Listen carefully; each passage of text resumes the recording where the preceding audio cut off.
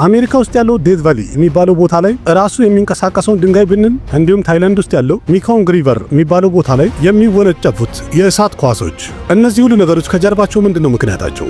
የእነዚህ ነገሮች ሚስጥር ለማወቅ ሳይንቲስቶችም ሆነ ኤክስፐርቶች እንቅልፍ እስከ ማጣት ድረስ ያደረሰ ነው። ዓለም ድንቅ ናት በሚለው ፕሮግራም በድጋሚ ተገናኝተናል። ውድ ቤተሰቦች፣ በዚህ ዓለም ላይ በየሰከንዱ ምን አይነት ነገሮች ይፈጠራሉ፣ ይታያሉ? እነዚህ ነገሮች በየሰዓት ላይ የሰው ጭንቅላት ወይ ደንግጦ ፈዘ ይቀራል ወይ ደግሞ ያንን ነገር ለማመን እምቢ ይላል። የጭንቅላታችን ይሄ ሪአክሽንም ደጋግመን ያን ነገር እንድናስበው ያደርገናል። ይሄ ነገር እውነት ከተፈጠረ እንዴት ነው የተፈጠረው የሚለውን ጥያቄ ይፈጥርብናል። ለዛሬ በዚህ ቪዲዮ እንግዲህ የምናየው የዚህ የምድራችን የተወሰኑ አስደናቂ ክስተቶች ሲሆኑ ከነዚህ መሃል ሳይንቲስቶች አንዳንዶቹን ማስረዳት ማብራራት ችለዋል፣ አንዳንዶቹ ደግሞ ሳይንስ ከሚችለው በጣም ርቀው ይገኛሉ።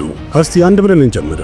አንደኛው ፍሮዝን በብል ሌክ ካናዳ ውስጥ የሚያምር የተራራ ሰንሰለት መሃል ላይ የሚገኘው ይሄ አብርሃም ሌክ ይባላል። ይህ ወንዝ ርዝመቱ 28 ኪሎ ሜትር ያህል የተዘረጋ ሲሆን በቅዝቃዜ ሰዓት ወይም በክረምት ላይ ሙሉ ለሙሉ ፍሪዝ ሆኖ በረዶ ይሰራል። ግን ልክ ፍሪዝ እንደሆነ ወይም በረዶ እንደሆነ እንደቀዘቀዘ በጣም የሚያምሩና ብዛት ያላቸው ክብ ቅርጽ ያላቸው በብሎች ይፈጠራሉ። እነዚህ በብሎችም በሰማያዊ በረዶ መሃል ላይ ሲታዩ ድምቅ ብለውና ጎልተው የሚያምር ነገር ይፈጥራሉ። በዛም የተነሳ ልክ ክረምት ላይ ይህ ቦታ በጣም ብዙ ቱሪስቶች የሚስተናገዱበትና የሚጎበኙት ቦታ ሊሆን ችሏል። ሲታይ እንኳን ይሄ የተፈጥሮ ነገር በጣም አስደናቂ ነው፣ ያምራል። ግን አጠገቡ አንድ ሰው ትንሽ እሳት እንኳን ካነደደ እንዳለ ወንዙ ማለት ይቻላል በጣም በኃይለኛ ፍንዳታ ይቀወጣል፣ ይፈነዳል። ግን ለምን?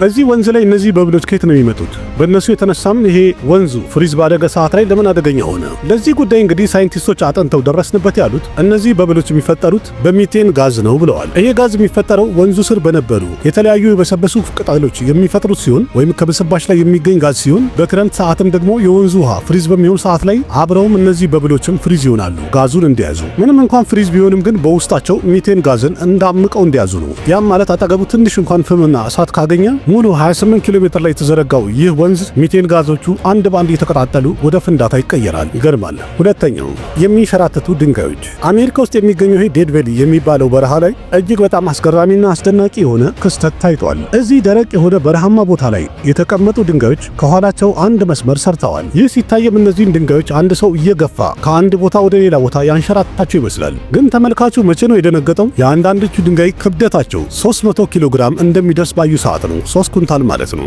ማለትም እነዛ ድንጋዮች አንድ ሰው ሊያንቀሳቀሳቸው እንኳን የማይችለውን እነሱም እንኳን ረጅም ቦታ ተስበዋል ወይም ተንሸራተዋል። አሁን ትልቁ ጥያቄ የሚሆነው ለጥ ቀጥ ያለ ውሃ ልኩን የጠበቀ መሬት ላይ ይህን ያህል ትልቅ የሆነ ድንጋይ እንዴት ራሱ ሊንቀሳቀስ ቻለ? አንድ ሰው እንኳን እየገፋ መጣቸው ቢባል ምን ምክንያትስ ይኖረዋል? ለምንስ የገፋው ሰው ካለ የነዛ ሰዎች የእግር ምልክት ሊታይ አልቻለም? ምክንያቱም ይህን ያህል ከባድ ድንጋይ እየገፉ እንደዚህ ከገፉና ካንቀሳቀሱት ለዚህ እንኳን በትክክለኛ ማንም መልስ አላገኘም። በዛም የተነሳ የአካባቢ ሰዎች የተለያየ ታሪክ መፍጠር ጀመሩ። አንዳንዶቹ የሚሉት እንግዲህ ይህ ድርቅ ያለ በረሃ ቦታ ላይ መንፈሶች ስላሉ እነዛ መንፈሶች ይሆናል የሚገፉት የሚያንቀሳቅሱት መባል ተጀመረ። ግን ሳይንስ ደግሞ በመንፈስ ነገር ምናምን ስለማያምን ሳይንቲስቶች መጡና ቦታው ላይ ጥናት ጀመሩ። በመጨረሻም ለዚህ መልስ አግኝተናል አሉ ሳይንቲስቶቹ። ያም ግን ከረጅም ዓመት ጥናት በኋላ ነበረ። በፈረንጆቹ በ2001 ዩኒቨርሲቲ ኦፍ ካሊፎርኒያ የተሰኘው ዩኒቨርሲቲ ውስጥ የነበሩ ሳይንቲስቶች በሪቻርድ ኖሪስ እየተመሩ ዴድ ቫሊ የተባለው በረሃ ላይ አንድ ትልቅ ድንጋይ ሊያስቀምጡ ቻሉ። እናም ከፍተኛ ጥራት ያለው ካሜራ አስቀምጠው ቦታው ላይ በሪሞት ኮኔክሽን አገናኝተው ክትትል ጀመሩ።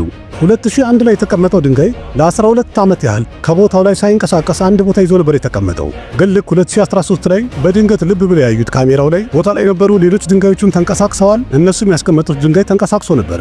እንደተለመደው ከኋላው የተንሸራተተበትን ምልክትም አስቀምጧል። ሪቻርድ ኖሪስ እንደተናገረው ከሆነ የዚህ አስደናቂ ክስተት ምክንያቱ ዝናብ ነው ብለዋል። በተለይ ደግሞ ያ ዝናብ በክረምት የሚዘንበው እንዳለው ከሆነ በቅዝቃዜ ጊዜ ወይም በክረምት የሚዘንበው ዝናብ ቦታው ላይ ውሃ እንዲጠራቀም ያደርገዋል። ከፍተኛ ዝናብ ስለሆነ ምሽት ላይ ደግሞ በቅዝቃዜ የተነሳ ከላዩ የበረዶ አንድ ሌየር ይጫንበታል ወይም እላዩ ፍሪዝ ያደርጋል። ስለዚህ ከላይ ያለው በረዶ ከታች ባለው ውሃ ይንሳፈፋል ማለት ነው። ንፋስም በኃይለኛው በሚነፍስ ሰዓት ላይ የተንሳፈፉት ወይም በውሃ ከፍ ያሉት ድንጋዮች ቀስ እያሉ መንቀሳቀስ ይጀምራሉ። እናም አንደኛው ድንጋይ ከሌላኛው ጋር እየተጋጩ ይሄዳሉ።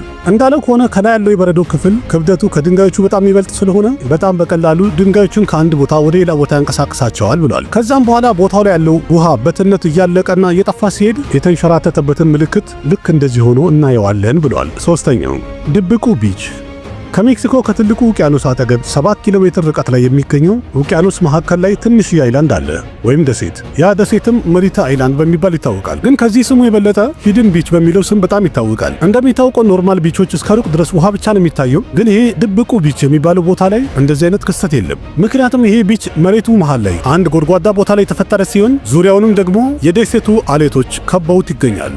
እንደ ኖርማል ቢቾች እዚህ ቢች ላይ የውሃው ዌቭም አለ፣ ግፊቱ ይታያል። እንደገና የቢች አሻዎችም አብረው መገኘቱ የተለመደ ነው። ግን ትልቁ ጥያቄ ይሄ ጭር ያለ ደሴት ላይ እንደዚህ አይነት ጎድጓዳ የሆነ የተደበቀ ቢች እንዴት ሊፈጠር ቻለ የሚለው ነው። መረጃዎች እንደሚያሳዩት በ1990ዎቹ የሜክሲኮ ወታደሮች የተለያዩ ትልልቅ ቦምቦችን የሚሞክሩት የነበረው አካባቢ ላይ በነበሩ ደሴቶች ላይ ነበረ። የአንድ ቦምብ ሙከራም እዚህ ደሴት ላይ ተደርጎ ነበረ። በዛ የተነሳ መሬቱ እንደዚህ ጎድጓዳ ሊሆን ችሏል። ቢሆንም ግን ይሄ ጎድጓዳ ቦታ ውስጥ ለውስጡን ከውቅያኖሱ ጋር ሄዶ መገናኘት ቻለ።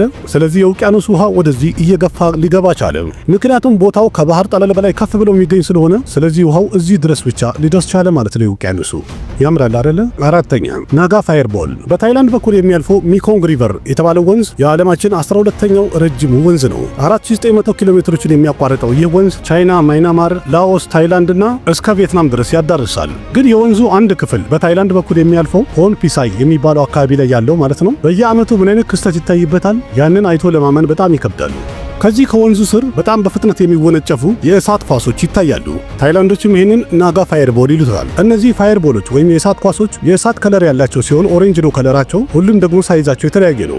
አንዳንዶቹ ጭራሽ የቅርጫት ኳስ የሚያክልም ሳይዝ አላቸው። ከወንዙ ከወጡ በኋላ ወደ ሰማይ በጣም በፍጥነት ነው እየተወነጨፉ የሚሄዱት። በትንሽ ሰከንድ ውስጥ እከተላለሁ ብትሉ እንኳን ከአይናችሁ ይሰወራሉ። የሚገርመው ነገር እነዚህ ፋየርቦሎች የሚታዩት ኦክቶበር ወር በሚያበቃ ሰዓት ላይ የቡዳ እምነት ተከታዮች ክብረ በዓል በሚያከብሩበት ምሽት ነው የሚታየው። እዛ ያሉ ሰዎችም የሚያምኑት እዚህ ወንዝ ውስጥ በጣም ትልቅ መንፈስ አለ፣ ያም ድራገን ብለው የሚያምኑት ነው። እናም ከአፉ የሚወነጨፈው እነዚህ እሳት ኳሶች ወደ ሰማይ ይወጣሉ በየዓመቱ ብለዋል። ግን ያው እንደተለመደው እንደዚህ አይነት ነገር ደግሞ ሳይንስ አያምንም፣ አይከተልም። ምክንያቱም እነዚህ ኳሶች ወይም የእሳት ኳሶች በየዓመቱ ነው የሚታዩት። በየዓመቱም ወይም በየጊዜው የተለያዩ ሳይንቲስቶች ናጋ ፋየርቦል የሚባለው ነገር ህዝቡ ከሚለው የተለየ መሆኑን ውሸት መሆኑን ለማጣራት ወይም ለማረጋገጥ ሙከራ አድርገዋል። አንዳንድ ሳይንቲስቶች ያሉት ይህ ከወንዝ ውስጥ የሚወነጨፈው እሳት ኳስ ፎስፊን ጋዝ የያዘ ነው ብለዋል። አንዳንዶቹ ደግሞ የፕላዝማ ፊዚክስ ክስተት ነው ብለዋል። ቢሆንም ግን ሁሉም አንድ ነገር እያሰቡ ነው ጸጥ የሚሉት ወይም የማይናገሩት። እነዚህ እውነት ጋዝ ከሆኑ ታዲያ በዓመት ውስጥ ለምንድን ነው በዛ ቀን ብቻ የሚታዩት? የቡዳ እምነት ተከታዮች ፌስቲቫል በሚያከብሩበት ምሽት ብቻ ለምን ይታያል የሚለው ጥያቄ መልስ የላቸውም። በጣም ብዙ ዓመት ካለፉ በኋላም እንኳን ሳይንቲስቶች ይህንን ሚስጥር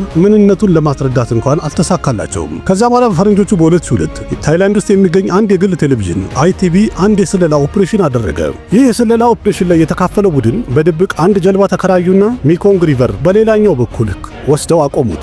ያዩትም በወንዙ በሌላኛው ሳይድ የተለያዩ ርችቶችን የሚተኩሱ መሳሪያዎች ገጥመው ሲተኩሱ አዩአቸው። በወንዙ በአንድ በኩል ታይላንድን ያለው የፌስቲቫሉም ከፍተኛ ጫጫታ ህዝብ ስለሚሰበሰብ ድምጽ ይፈጥራል። በወንዙ በሌላኛው ሳይድ ደግሞ ሌላ አገር ነው ያለው። ስለዚህ የቲቪ ቻናሉ ሪፖርተሮች የገመቱትና የተናገሩት ይህ ከፍተኛ የህዝቡ ጫጫታና ጩኸት ስላለ በዚህ በኩል የሮኬቶቹ የተኩሱ ድምጽ ወደዚህ መድረሱ የማይታመን ነው ብለዋል። እንደዛም ሆኖ ግን የቲቪ ቻናሉ ዶክመንተሪን አይቶ ብዙሃን ህዝቡ ለማመንም ፈቃደኛ አይደለም። ይህም ማለት በቀላሉ ከወንዙ ስር የሚወነጨፈው እነዚህ የእሳት ኳሶች ሚስጥራቸው ምን እንደሆነ እስካሁን ድረስ ምንም አልተጣራም። ምናልባት ወደፊት እንደገና ሳይንስ ካጣራው እንጂ እስካሁን ምንም መፍትሄ አልተገኘለትም ወይም ይሄ ነው አልተባለም። ተስፋ የማደርገው እንግዲህ ዛሬ ዓለም ድንቅ ናት የተሰኘው ቪዲዮ በጣም እንደተመቻችሁ እርግጠኛ ነኝ። ያላችሁን ሀሳብ አስተያየት ኮሜንት ላይ ጻፉልኝ። ቪዲዮውን ላይክ አድርጉ፣ ለጓደኞቻችሁ ሼር አድርጉ። ይህንን ዓለም ድንቅ ናት የተሰኘውን ፕሮግራም ሆነ ቻናሉን ደገፍ አድርጉ። ምርጥ ቪዲዮ ይዤላችሁ ከሰታለሁ።